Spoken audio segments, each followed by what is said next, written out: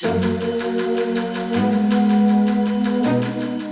guys, Assalamualaikum warahmatullahi wabarakatuh. Kembali lagi sama aku nih, Putri Nurjana dari Universitas Mula Warman, Fakultas Keguruan dan Ilmu Pendidikan, Program Studi Pendidikan Bahasa dan Sastra Indonesia.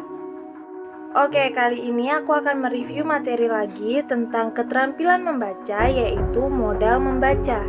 Tapi sebelum ke video intinya, jangan lupa untuk like, komen, dan subscribe ya teman-teman. Thank you.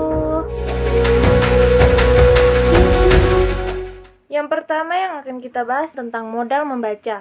Modal yaitu pengetahuan dan pengalaman. Menurut Nur Hadi, pengetahuan, pengalaman, dan konsep-konsep tentang segala sesuatu untuk memperlancar proses membaca seseorang harus memiliki modal utama untuk membaca. Pengetahuan tentang teknik membaca. Secara garis besar, pengetahuan tentang teknik membaca harus meliputi pengetahuan tentang aspek-aspek membaca, pengetahuan tentang teknik membaca cepat, dan pengetahuan tentang membaca telaah. Poin A, pengetahuan tentang aspek-aspek membaca. Yang pertama, keterampilan mengenali kata dan tanda baca. Yang kedua, keterampilan memahami makna tersurat. Yang ketiga, keterampilan membaca kritis. Keempat, kemampuan membaca kreatif. Kemudian poin B, pengetahuan tentang teknik membaca cepat antara lain. Yang pertama, kemampuan membaca pemahaman dengan kecepatan di atas 400 kata per menit. Yang kedua, kemampuan membaca dengan teknik skimming. Yang ketiga, kemampuan membaca dengan teknik scanning. Selanjutnya yang terakhir poin C, pengetahuan tentang membaca telaah ilmiah antara lain. Yang pertama, metode SQ3R atau survey, question, read, recite, dan review.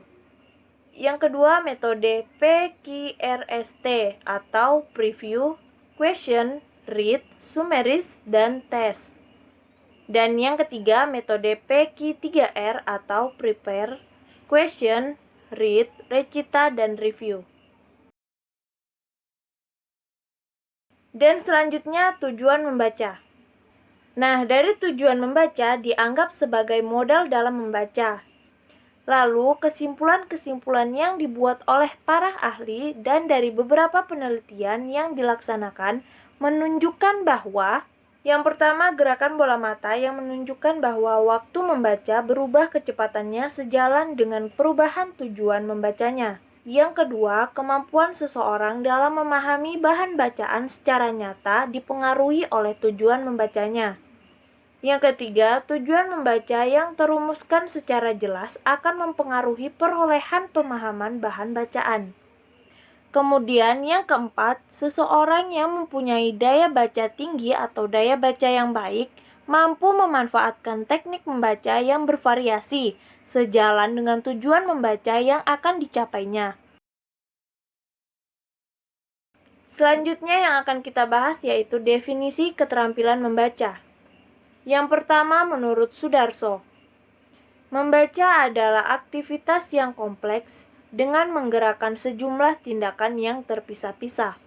Yang kedua menurut Tarigan, membaca dapat didefinisikan sebagai suatu proses yang dilakukan atau digunakan oleh pembaca untuk memperoleh pesan yang hendak disampaikan oleh pembaca dengan melalui media kata-kata atau bahan tulisan.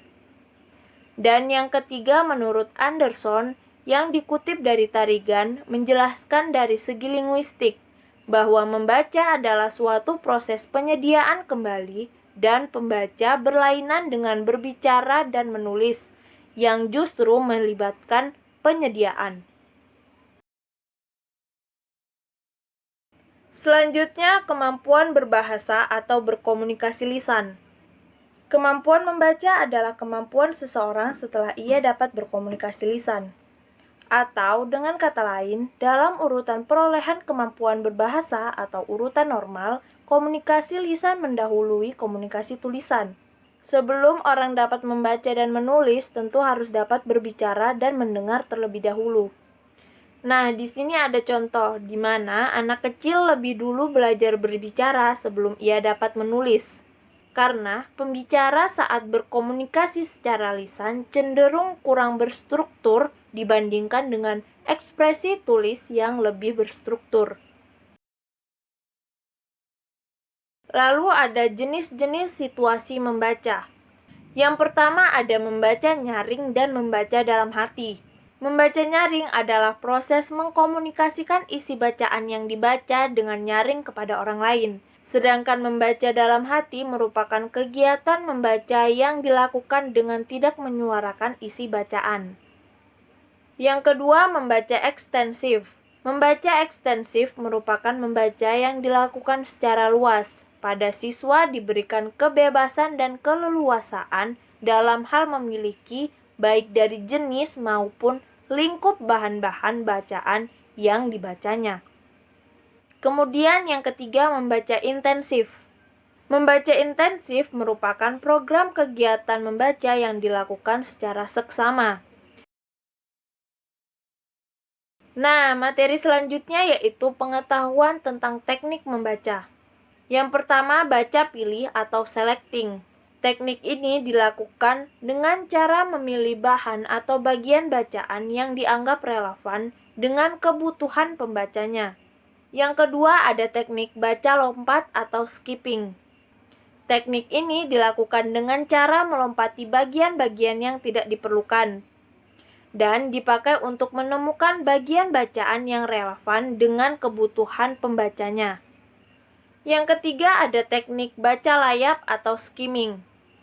Nah, teknik ini adalah membaca dengan cepat untuk mengetahui isi umum atau bagian suatu bacaan. Yang keempat ada baca tatap atau scanning.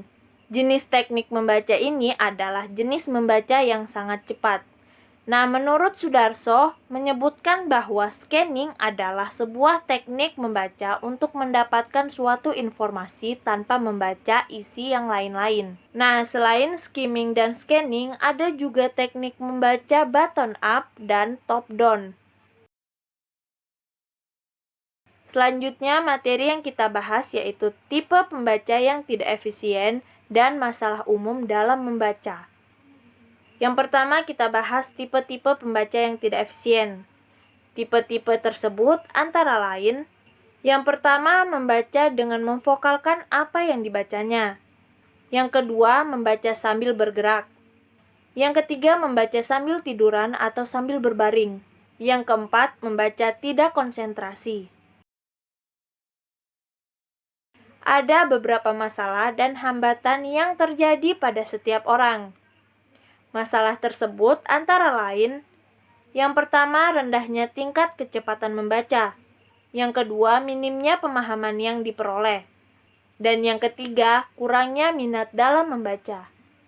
Oke guys, jadi itu saja ya hasil dari mereview keterampilan membaca yaitu modal membaca. Semoga bermanfaat untuk kita semua ya. Jangan lupa untuk like, komen, dan subscribe ya teman-teman. Thank you. Wassalamualaikum warahmatullahi wabarakatuh.